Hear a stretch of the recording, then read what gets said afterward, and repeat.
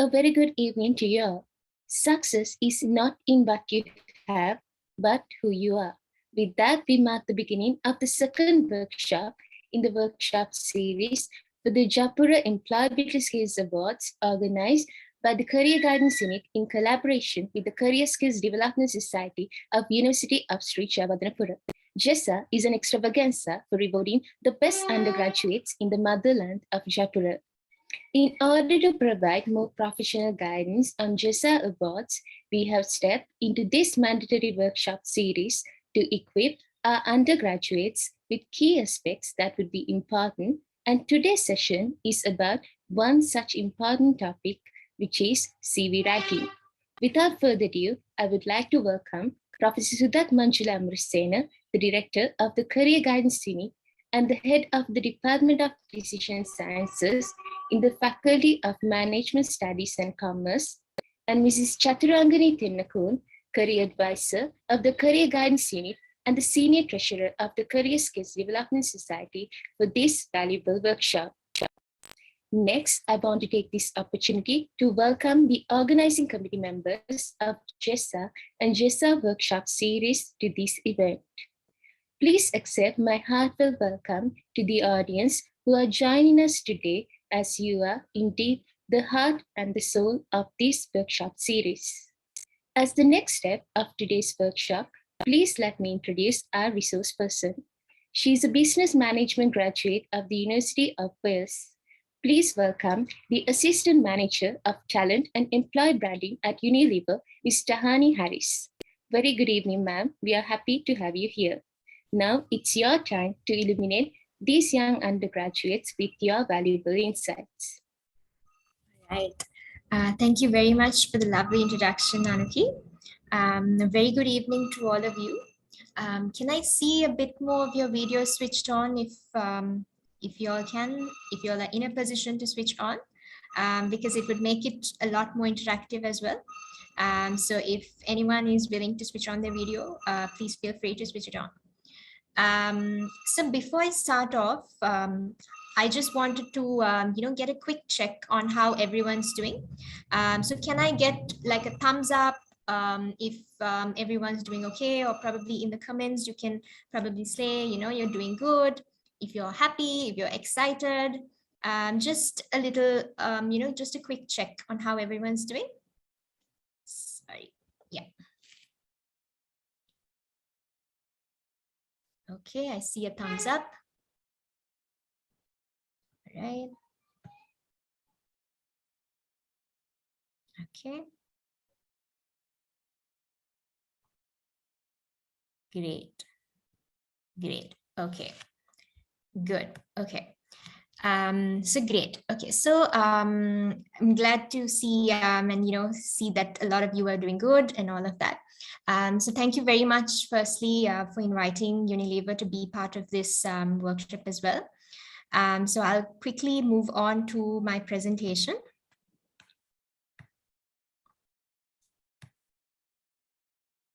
Can I get a quick check if my screen is visible to all? Anuki, can you please confirm if you can see my screen?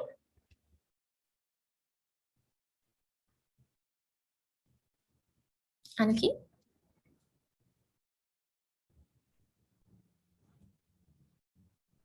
Yes, ma'am. Yes. Okay. All right. So today I'm going to take you through, crafting, how you can craft an effective CV, right? So I'm just going to start off with a bit of a more introduction of who I am. So my name is Tahani Harris. I'm currently working as an assistant manager for talent and employer branding at Unilever Sri Lanka.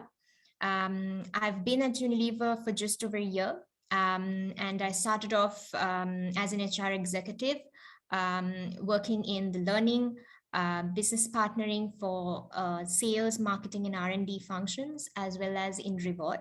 And presently, I'm working in the talent and employer branding team. I've also completed 2 internships at a previous organization as well. So that's just a bit more about me. And I did my degree in business management from the University of Wales at IIHE in Sri Lanka. And apart from that, I've also done professional qualifications from CIPM, SLIM, Academ, and even at ACCA. So that's just a little bit about myself. So my first question for all of you, do you all think a CV is important? Is it a yes or a no? I just want a yes or a no.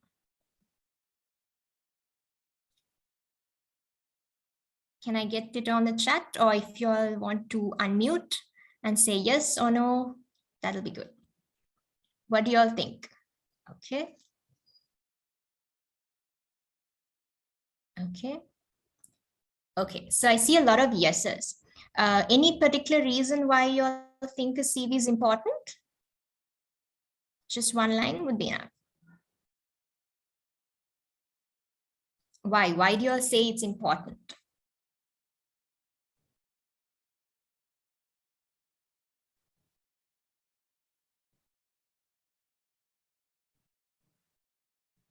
Okay.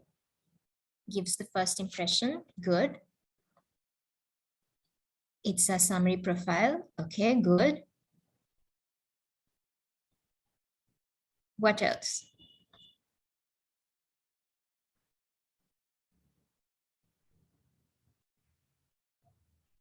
Okay, can give a good image. Yes, gives a prior sum up. So just one more, if we can have one more answer.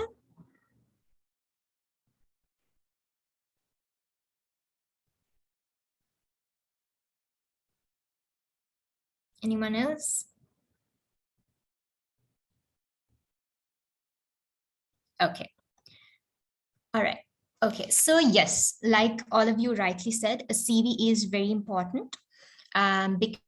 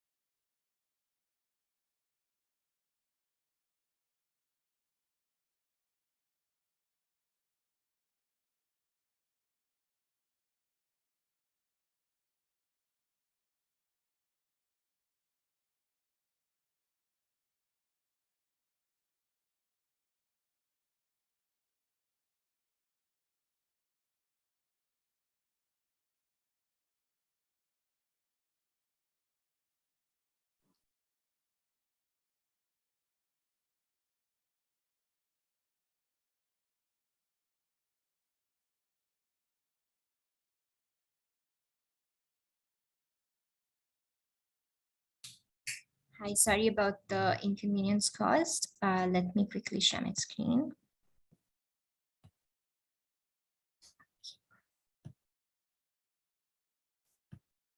Harshi, Anuki, can you confirm if you can see my screen? Yes, ma'am, we can see. Okay, great. So how I'm going to describe why a CV is important is using an example from marketing, right? Now, say, for example, an organization, when they want to sell a product, right? How do they usually promote about the product? It's either, using either probably social media, or probably they put like a billboard, or they put like a TV advertisement. There are different ways that they put, right? But now, say for us, in order for us to get a job, we can't put ourselves onto a billboard, right? So how we would promote ourselves as a first step is through a CV, right? So a CV is basically a very concise document which helps you to promote yourself and show why you are the most suitable candidate for a particular job. Right. So a CV is your marketing document that is essential for any recruiter to ideally screen you. right? So that's just about what a CV is. So my next question, how long do you think it takes for a recruiter to, how long do you think a recruiter spends screening a CV? You can drop it on the chat. How long do you think it is?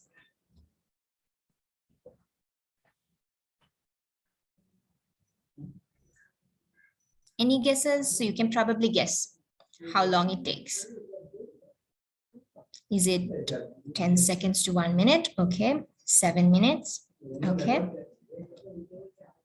What else do you think?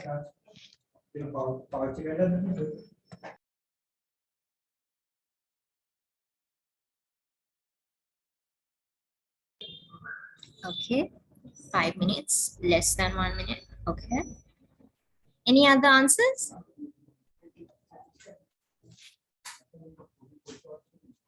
Any other answers? 30 seconds. Okay. Okay, so actually the right answer, right? So on average, the amount of time that any recruiter would spend screening a particular CV is just 6 seconds, right? It's between 5 to 7 seconds, but it's around 6 seconds maximum. So it's very, very short time that any recruiter would, spend screening a particular CV. So within that 6 seconds, if your CV, if your CV is chosen, means you have done a great job in creating that effective CV, right? So I'll move on to the next part of it, right?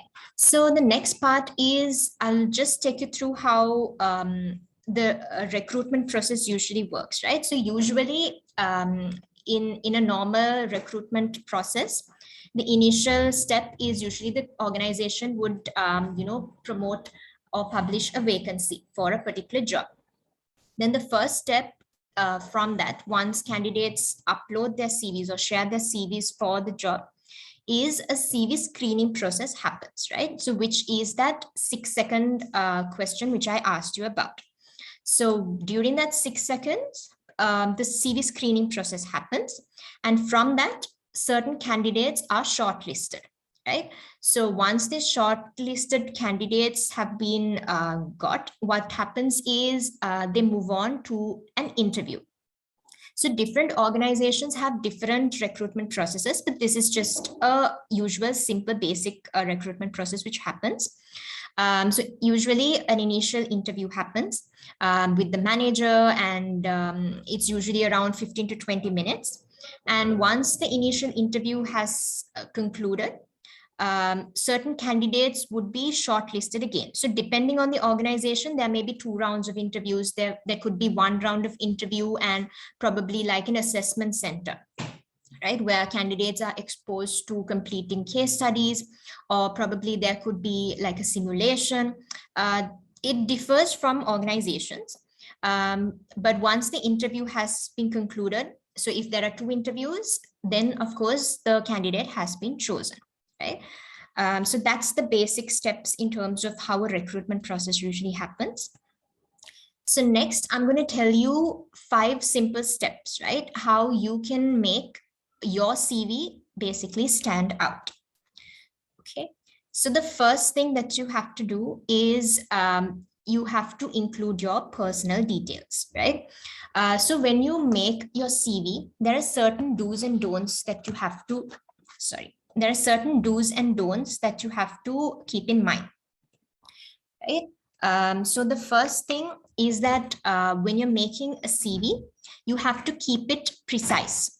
Don't keep it too long. The maximum that you should stick for a CV is 2 pages, and it should be single-sided, right? So single-sided, 2 pages is the maximum that you should adhere to in terms of a good CV. So if you can stick to 1 page, if you probably don't have a lot of work experience and all of that, 1 page CV is also enough. The second thing is that usually when creating a CV, we follow chronological order, which means the latest experience or the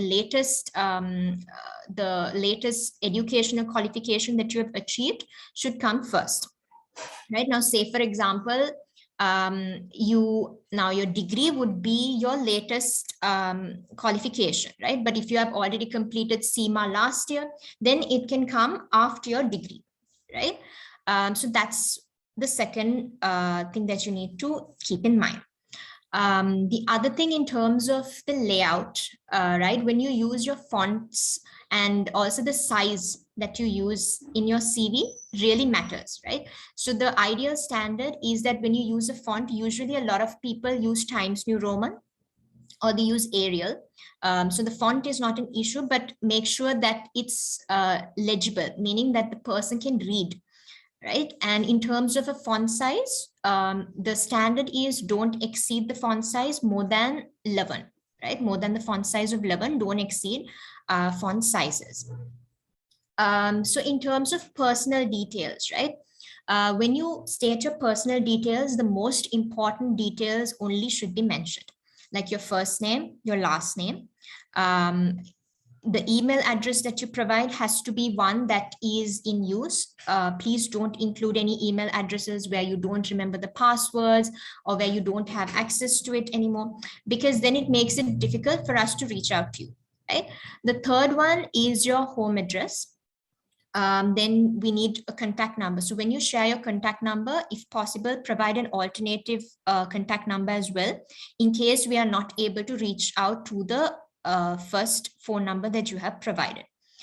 And nowadays, most recruiters, they also use LinkedIn, right, as a platform to source candidates.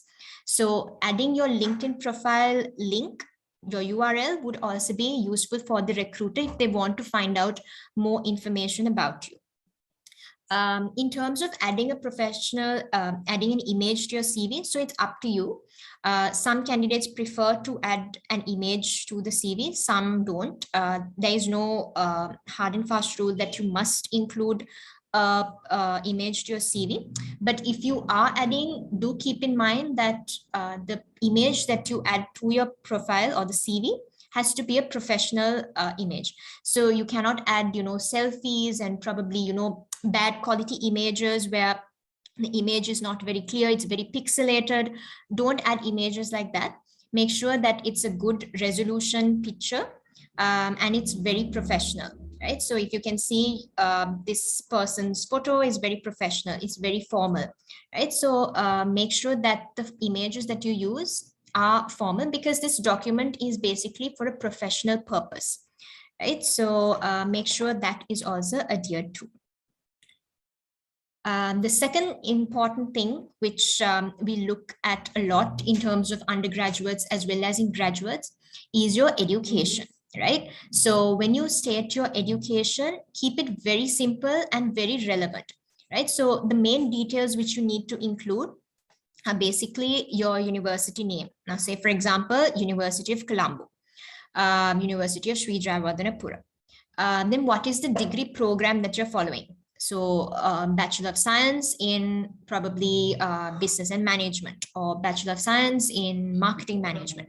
So those, keep it very short, right? And then your expected GPA or class if you're nearing completion, and your year of graduation.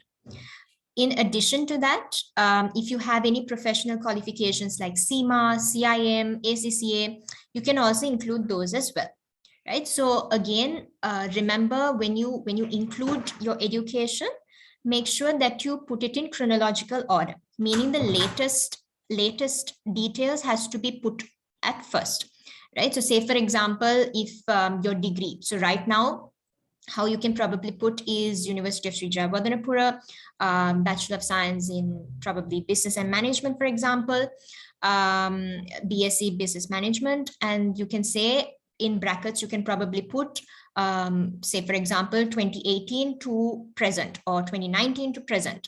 If you're still following, if you have already completed, then you can put, 2018 to 2020 or 2018 to 2021, depending on when you have completed your degree.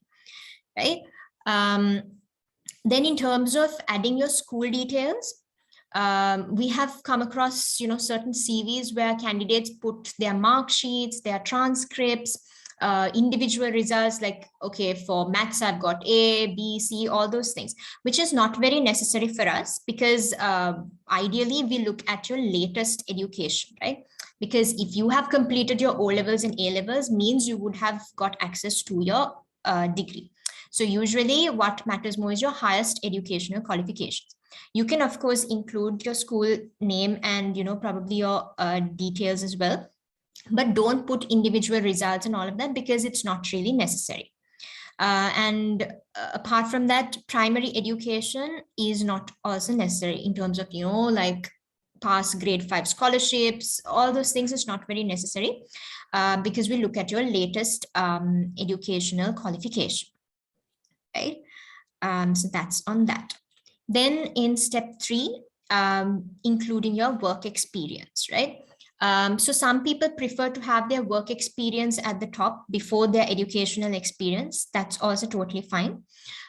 So when you include your work experience, you need to include the company that you're working, the designation or job title. Like, say, for example, if you're an intern or if you're a trainee at this company, so you can include and put your designation clearly, as well as the year.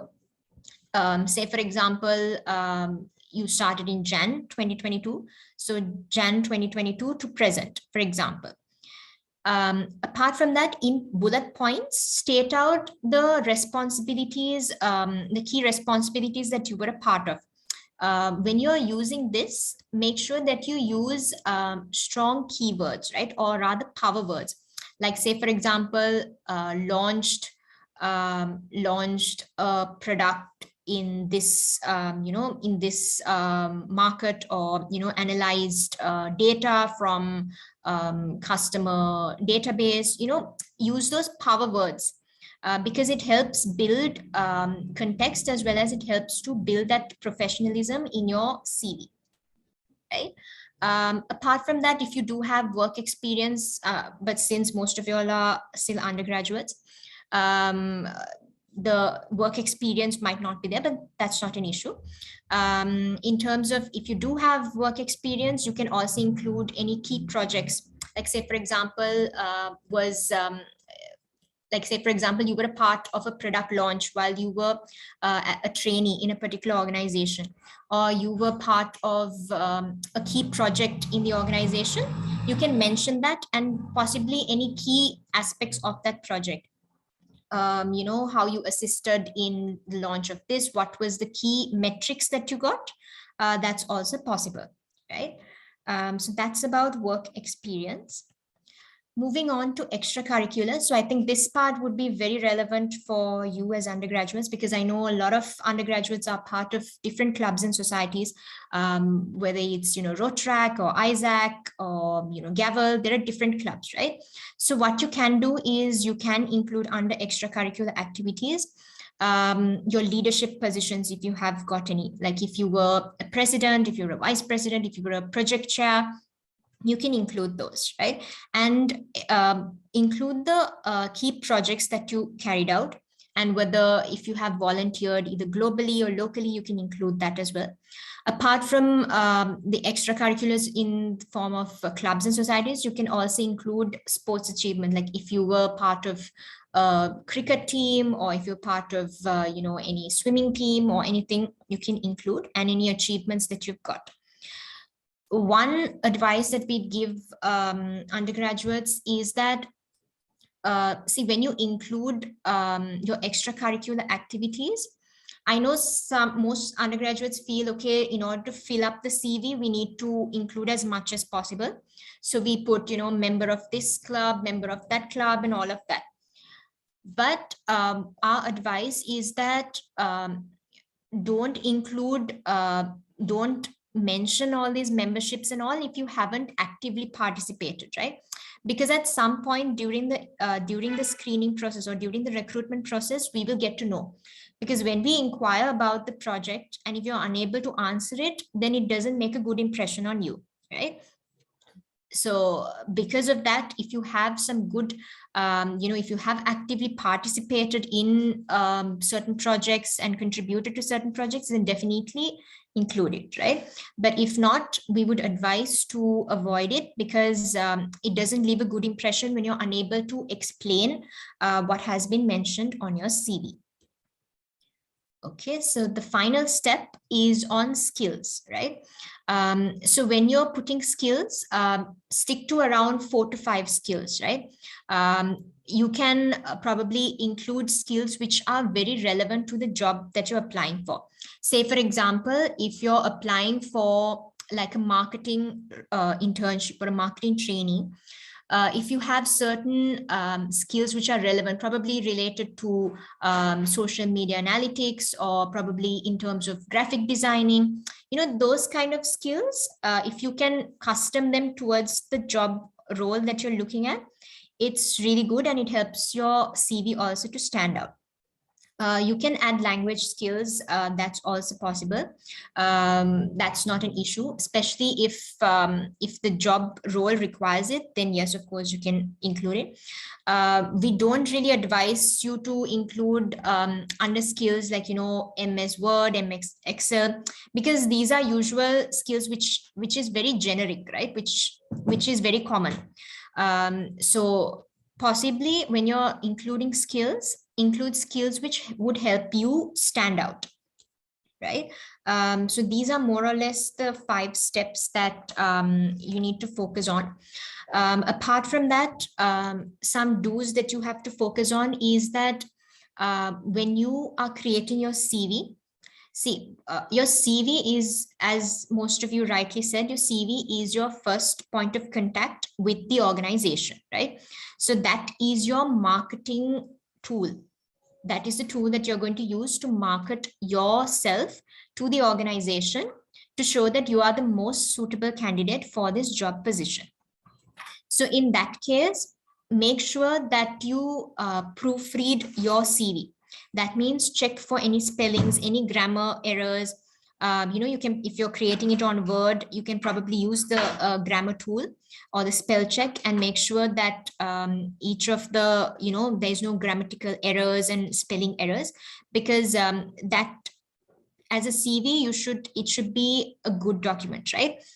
So make sure that your CV is free of grammatical errors.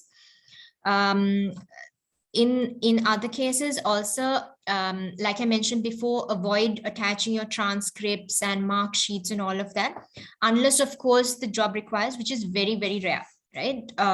We have seen certain candidates who have attached 3 to 4 pages of CVs with their transcripts, their letters and all of that, which is not really necessary, right? So avoid doing that. And always stick to 2 pages maximum for your CV. If you can make it 1 page, that's also fine. When I say 2 pages, what I mean is single-sided 1 page and another single-sided 1 page, right? It's not on both sides. So that's how that's some of the do's that you really need to focus on. In terms of the don'ts, right? Please avoid lying on your CV, because if not at the point of CV screening, some point along the way, if we do find out it does not leave a good impression, so don't lie about your achievements or your achievements or your education or anything like that. Don't lie about it. In the case of your CV, we've seen certain CVs, in the choice of colors, you need to be very careful, because it's a professional document, right? So don't use too many colors, don't make it too colorful, unless of course it's for a if it's for a role in a creative agency, because then they look at creative ways of putting your CV and all of that. But if it's for a non-creative job that you're applying for, stick to usual standard colors, don't make it too colorful and all of that. But what you can do is you can probably highlight or make bold the title, like the important titles, right? Like say, for example, skills. You can make it into a bold and a colored font, or personal skills, just to show the highlight and the differentiation between the different sections, right? Then the other thing is avoid including too much of unnecessary personal information, like your age, your nationality, your marital status. All of that is not really necessary. Just keep it to basic, your name, your surname, your first name, your surname, your email address, your contact number, and the contact number that you can contact, as well as your address and a LinkedIn profile URL if you have one, right? The other thing is that we notice, see, sometimes candidates, they attempt to use customized CVs, right? Like in their initial part of it, they would include a personal statement, right? A personal statement is very important, and it helps you to showcase to the recruiter, this is who I am, and this is why I am, I'm the most suitable person for this job. When you're writing a personal statement, there are certain things that you need to consider. So one, keep it very short. Usually about a sentence would be enough, around 20 to 25 words. In that, you should explain why you are the most suitable candidate for this, and what you are looking for. So what we say is probably, I am a committed individual who is looking for a challenging job opportunity in the field of, probably if you're looking at finance, in the field of finance. Or I am a very analytical individual who is committed and hardworking, willing to pursue a job opportunity in the field of, analytics or something like that. So just a one-liner should be enough. There are instances where certain candidates include the organization's name or the role that they're applying for. You can do that, but make sure that you update your CV, right? Because we have seen certain individuals, they have just shared their CV without even updating it, right? So programs from probably different organizations or different programs that we've had before, those names have been included onto the CV rather than the current program. So that does not leave a good impression either, because it makes the recruiter think if you are really interested in the job, because you haven't even taken the time to update your CV, right? So that's something that you also need to keep in mind. So yeah, that's more or less in terms of CV writing. If there's any questions, I'll be happy to answer them as well.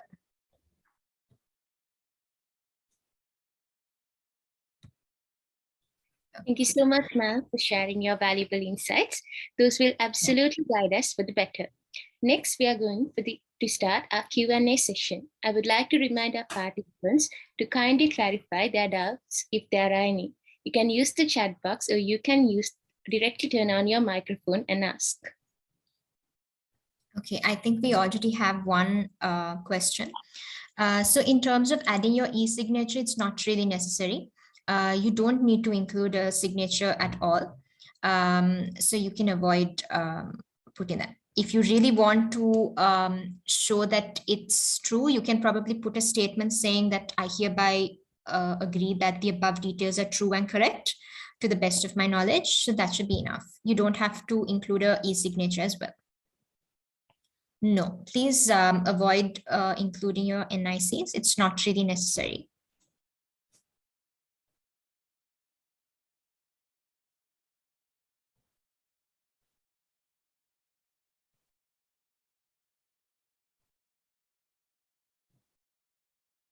Okay, so in terms of a software, there isn't any particular software that we use, but you can find a lot of CV templates if you just Google it, which are more or less Word documents that you can download, right? So it's just a matter of editing on those Word documents and then saving it as a PDF. And also one thing that I really want to share with candidates is that when you upload your CV, make sure that you convert it into a PDF version and send it across rather than using it as a Word document. Okay. So in terms of references, there are certain job roles which request you to share with the references, but some they don't really make it mandatory. So depending on the role, you can add, or you can probably add a clause saying references to be provided upon request. That's also possible. But one thing when speaking about references is that when you're including references, make sure that you keep your references aware that you are including them as your references, so that they know that they can expect a call in the next couple of days. Because there could be instances where we reach out to references and they don't even know who the candidate is, right? So that does not again leave a good impression. So when you are including references, make sure that you inform them beforehand that you are applying for a job opportunity at this place, and you get their permission to include them as a reference so that they are also aware of it. Okay. So in terms of online courses, you can include your online courses under education, right? You can include it under education. Not really necessary. So when you're sending a CV abroad, you don't really need to include your NIC or passport number, because see, during your screening process, that's not something that we look at, right? When you talk about an NIC or passport, that's not something that that would help you stand out. So it's not really needed information for a recruiter. Of course, depending on the role where you apply for abroad, if they do ask for any proof of NIC or passport, then of course you would have to include it. But from what I know, I don't think you have to include it into your CV.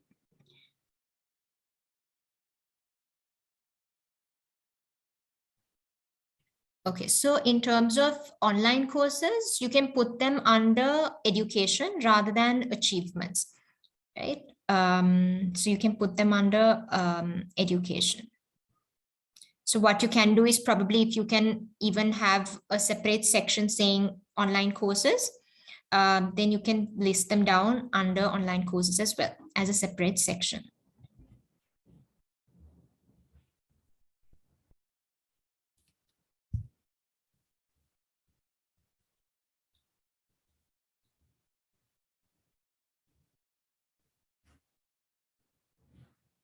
Okay, any other questions that we have?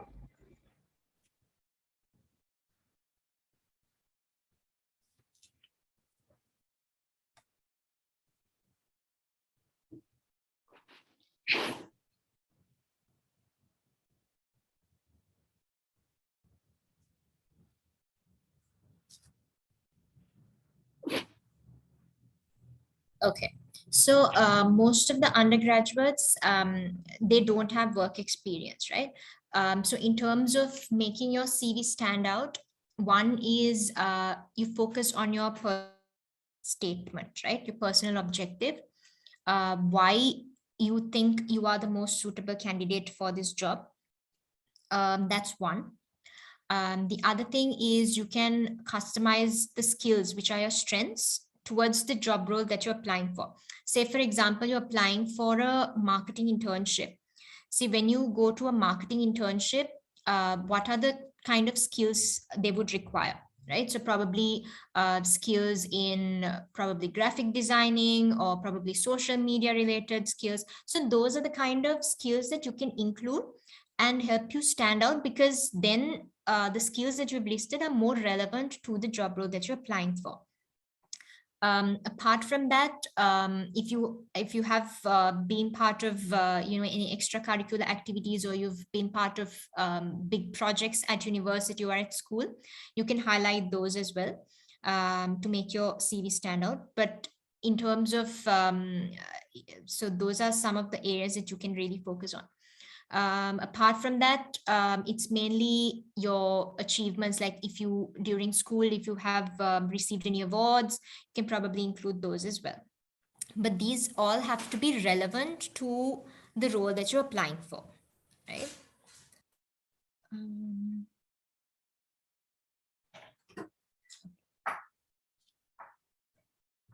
So Hashini, I hope I answered your question.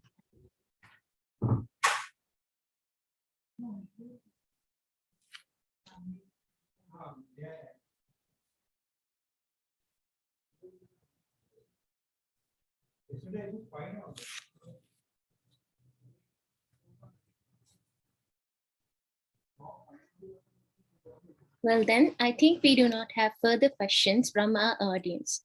Thank you again, ma'am, for answering those questions and for the great presentation. I'm quite sure that today's workshop has provided us with expertise and guidance to create a better CV, which will definitely be advantageous when starting a long journey in your future profession. On behalf of the JESA Workshop Organizing Committee, I would like to express my vote of thanks for today's session.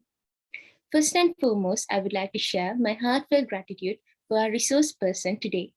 I'm immensely thankful to Ms. Tahani Harris for sharing your knowledge with us.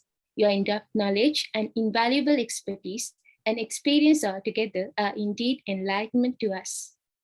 I express my deep sense of gratitude to Professor Sudat Manjula Amarasena, the head of the Department of Decision Sciences and the director of the Career Guidance Unit, for the guidance, encouragement, and support that you have given, making our effort a success.